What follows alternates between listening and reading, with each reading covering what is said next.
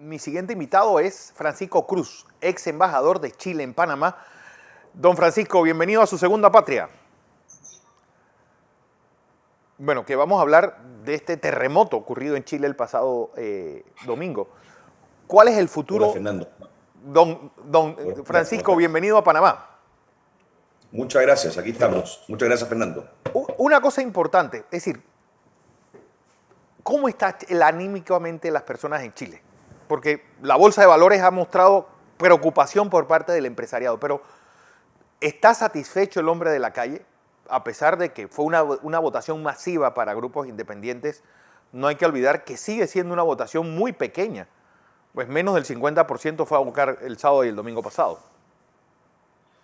Bueno, claramente fue una votación, una movilización mucho más pequeña que la del plebiscito en el 7 de octubre pasado, que fue el que permitió de alguna manera la votación de hace un par de días atrás. Sí, Votó cerca del 40%. Pueden haber muchas causas para eso. Una de las causas puede ser de que cuando las ofertas o los plebiscitos, los referéndums son más binarios, digamos, blanco y negro, opción sí, no, apruebo, rechazo, las movilizaciones son más potentes porque las opciones son más radicales. En este caso, la elección del domingo era una elección a papeleta abierta, con gobernadores, alcaldes, concejales, que son los regidores o son los representantes de los corregimientos en el lenguaje panameño y, por cierto, los constituyentes. Y obviamente que se movilizó menos gente. Súmale a eso la pandemia, súmale a eso que hubo también una elección en 2 días, no en un día, por temas claro. de básicamente contagio. Yo creo que eso fueron externalidades que incidieron. Vamos a ver qué ocurre en las próximas elecciones que tenemos por delante, en un macro ciclo electoral que nos va a tener concentrado con mucha elección durante este año. Y a tu respuesta respecto a los resultados, bueno, hay muchas hipótesis. Este fue un resultado en donde, como lo voy a poner en términos muy gráficos, donde nadie pudo obtener 2 tercios, ni nadie pudo construir 1 tercio. O sea, en definitiva, hay una convención constitucional, si uno lo resumiera por grupos, no por partidos, porque es otra lógica, con 37 personas electas o alineadas con el gobierno o alineadas con la centroderecha, 25 que estuvieron con la lista del apruebo inicial, que son oposición, otras 28 que también estuvieron con el apruebo, pero que tenían una configuración política independiente, 27 lo que se llamó la lista del pueblo, que también fueron apruebo, pero fueron por fuera, digamos, de las lógicas, y aproximadamente unas 27 a 30 personas independientes. Entre independientes juntas aproximadamente unas 42 personas. O sea, una constitución básica, una constituyente básicamente construida en base a fuerzas independientes, sin ningún tipo de lógica política convencional, básicamente una lógica política nueva, que eso es importante tenerlo claro, Claro. y que vamos a ver cómo se comporta. Yo creo que aquí, si tú me preguntas a mí, todos estamos aprendiendo. Claramente las constituciones no se hacen todos los días, digamos, se hacen cada 30, cada 50, cada 80 años. Entonces son procesos inéditos, digamos. Esta es la tercera constitución de Chile. Y tú me preguntas a mí, yo creo que lo clave va a ser lograr construir 1 tercio para evitar locuras y 2 tercios para imponer cordura, digamos, así lo veo yo. 1 tercio para evitar locuras en el sentido de que nadie se arranque y que haya un cierto veto, digamos, por sobre la razón o la racionalidad, como diría Rawls, y 2 tercios para realmente construir ciertos mínimos comunes sobre acuerdos básicos con mayorías que van a ser flotantes. O sea, aquí en una convención las mayorías no son por partido, no son por bancada, no son por personas, son básicamente en torno a ideas de la Constitución. Yo creo que vamos a tener una lógica que no va a ser un copy-paste de un Congreso o de una Asamblea, va a ser algo completamente nuevo que va a demandar mucho talento, va a demandar buena voluntad, vamos a ver cómo nos va en eso. Y sobre todo mirar lo que ha pasado en otros países de América Latina, ¿no es cierto? Los casos más recientes de convenciones constituyentes son el caso colombiano, el caso boliviano. Tener muy presente eso para que esto realmente sea un caso exitoso y no Claro. naufrague en su salida. El alumno aventajado, sin lugar a dudas, en materia económica, una política realmente creada sobre consensos, con toda esta transición de la dictadura. ¿Realmente había ese divorcio tan grande entre economía y política?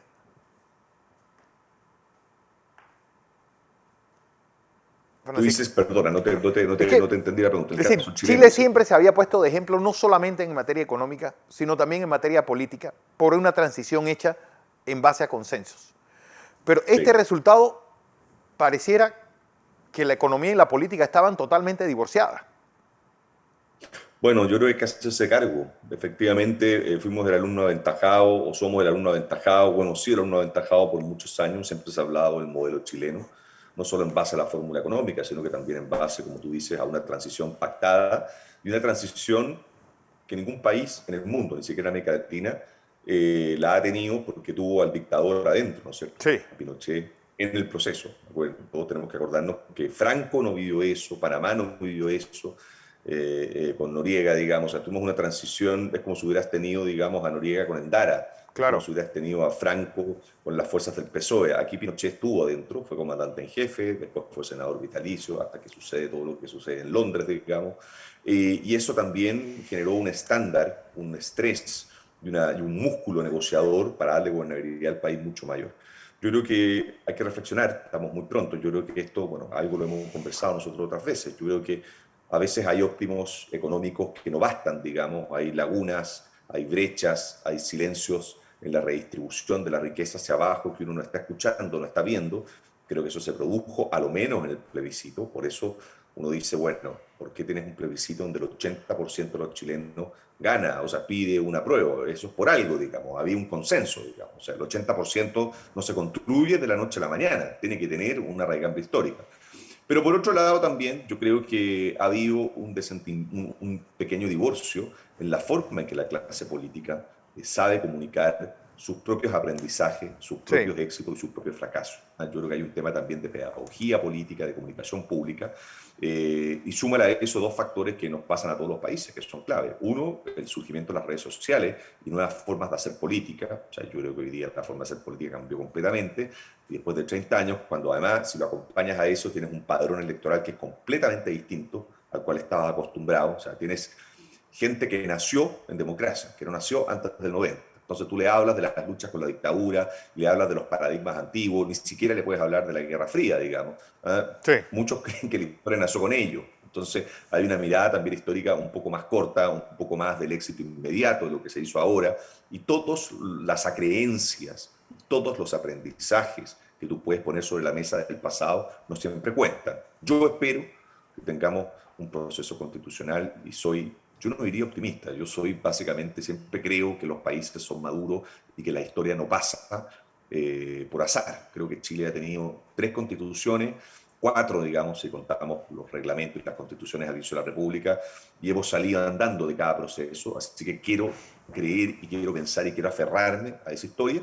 Quiero aferrarme también a algo que, fíjate, te lo voy a decir, y también yo creo que es endosable a Panamá con el debate que existe sobre la constitución, la constitución paralela, donde hay un cierto momento donde los países tienen que tomar ciertas decisiones, tienen que tomar decisiones con riesgo político, pero también confiar. Esto es un test para confiar y darse cuenta si lo que has ido construyendo realmente te permite tener un país con piloto automático. Claro. Muchos países, o sea, tú viste Estados Unidos, ¿no? Todos comentamos lo de Trump, todos comentamos, pero al final del día las instituciones, el vuelo automático es más fuerte. No quiero decir que los países se gobiernan solos, pero sí quiero decir que cuando los países construyen un cierto estándar de gobernabilidad, en donde las instituciones tienen autonomía, donde las agencias públicas siguen funcionando, eh, estos temas políticos golpean, pero uno se da cuenta que es también una prueba para demostrar que los países pueden seguir funcionando. Yo creo que ese es el test que vamos a enfrentar nosotros en los próximos días y vamos a tener que también tener mucha endereza para, como te decía, tener 1/3 para evitar locuras, 2/3 para poner cordura y no repetir las malas prácticas y las malas experiencias en materia de constitución, en materia de convención, el caso Mm. boliviano, todos lo recordamos, ¿no es cierto?, con un secuestro del reglamento, básicamente, en las fuerzas del presidente Morales, donde hubo una fragmentación entre los constituyentes de un lado y de otro. Y recordemos el caso colombiano en el último plebiscito. Ustedes se acordarán que hubo un consenso brutal, un proceso de paz construido con toda la fuerza y que finalmente naufragó en un plebiscito de salida Claro. que hoy día es muy pronto para leerlo, pero yo creo que tuvo el problema de que fue, entre comillas, capturado también por las campañas electorales, tanto de Vargas Lleras por un lado como del presidente Duque por otro. Yo creo que eso también politizó mucho ese plebiscito de salida y lo conectó con las opciones políticas que se debatían el año 2017. Entonces, hay que leer, hay que aprender. Yo creo que hay que ser en esto no voluntarista, sí poner los ojos en el futuro y esperemos que Chile en esta nueva constitución salga jugando bien. No está fácil, no está fácil, pero es una nueva prueba. Lo hemos hecho otras veces, espero que lo volvamos a hacer esta vez. Pero hay algo que también vale la pena pues, hablar. Votaron los chilenos por un estado de bienestar, que el Estado se crea un estado de bienestar, y estarían dispuestos, bueno, a que ese estado de bienestar tiene que ese dinero salir de algún lado.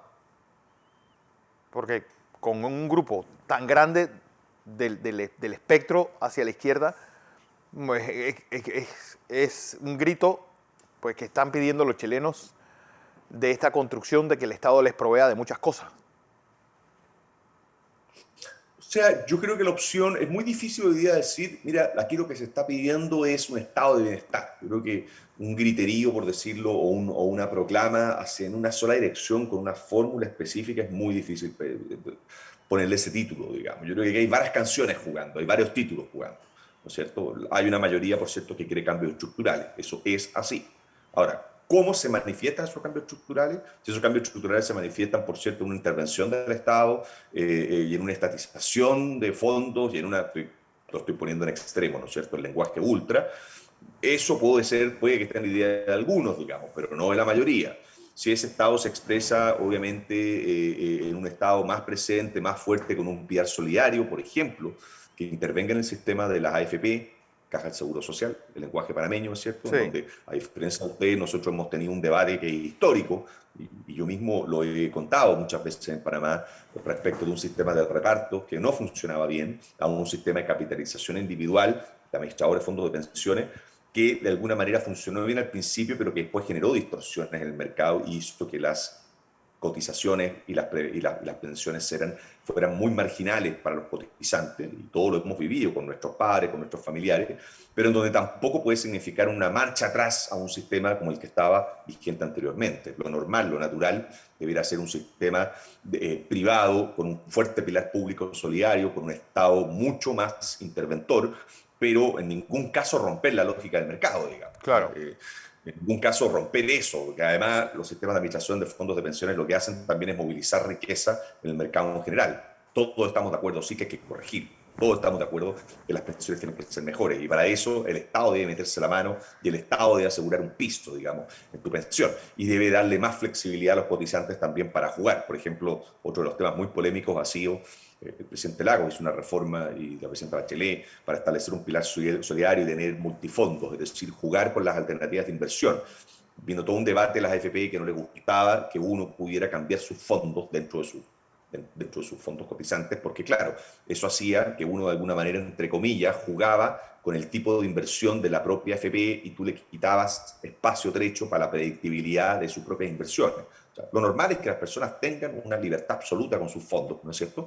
Con ciertos mínimos que aseguren esa inversión y que exista un sistema con muchas más garantías estatales para las personas mayores. O sea, un poquitito a mí me gusta el modelo escandinavo, digamos, el modelo europeo de Dinamarca, de Suecia, de Noruega, o sea, modelos que son con un Estado que no es avasallador, no es omnipresente, pero es un Estado presente donde tiene que estarlo de manera fuerte, de manera intensa y de manera consistente, y con ciertos criterios y ciertos consensos básicos en la línea política, en donde todos saben que el Estado llega hasta cierto punto, pero tampoco traspasa ciertas fronteras.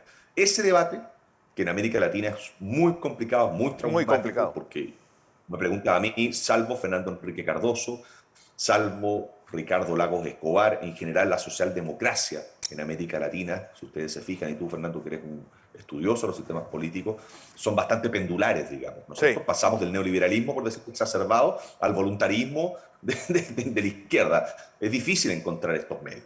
Por eso te insisto, para mí los representantes más fuertes, digamos, o más químicamente puros de esta socialdemocracia más europea, para mí en los últimos 20 años han sido Fernando Enrique Cardoso y Ricardo Sí, Lagos, pero por cuesta supuesto. encontrar modelos así. Además, dos grandes intelectuales. La pregunta, Francisco, visto tu experiencia, ¿será contagioso este proceso en el cual pues, alguien que no se veía venir ocupe un espectro tan grande dentro del esquema político? Mira, el otro día hablaba con amigos panameños, con los cuales, por cierto, mantengo mucho contacto sobre el proceso de la constituyente paralela. No los voy a mencionar en respeto a su opinión, pero de todos los espectros y amigos también empresarios. Yo les decía algo, teníamos un debate sobre esto. Yo les decía algo que no nos veíamos venir, se ha transformado recurrente, hay que tener cuidado, porque en Chile no lo veíamos venir, eso es así. O sea, todo esto, como lo hemos conversado otras veces, parte, ¿no es cierto?, por una alza tarifaria marginal en la tarifa del metro y de repente se arma un movimiento y desató una ola irreversible y nos tiene en esto. Y un poco lo mismo ocurrió, ¿no es cierto?, en Guayaquil en su minuto, perdón, en Quito en su minuto con las protestas a propósito de las alzas en el precio del gas. Otro tanto ocurrió en Colombia, ¿no es cierto?, hace unos días atrás por un debate tributario donde el Ejecutivo tuvo que dar marcha atrás en su proyecto. Yo creo que estos procesos, primero que nada, tienen a esta altura, tratando de hacer una especie de checklist, no son procesos predecibles, son procesos Claro. acumulativos que es decir, no es que yo diga, Fernando, fíjate que aquí a la vuelta de la esquina faltan 20 días para que en Panamá, a propósito de este debate, estalle una protesta o una huelga en torno al canon. Eso no es así. Estos son procesos acumulativos, larvados, inconscientes, no sé si inconscientes, pero que están subyacentes, por decirlo, en las fuerzas tectónicas, digamos, del consenso social, pero no son especialmente visibles y ruidosos, son como los terremotos. ¿Ah? Claro. Van moviéndose, pero de a poco.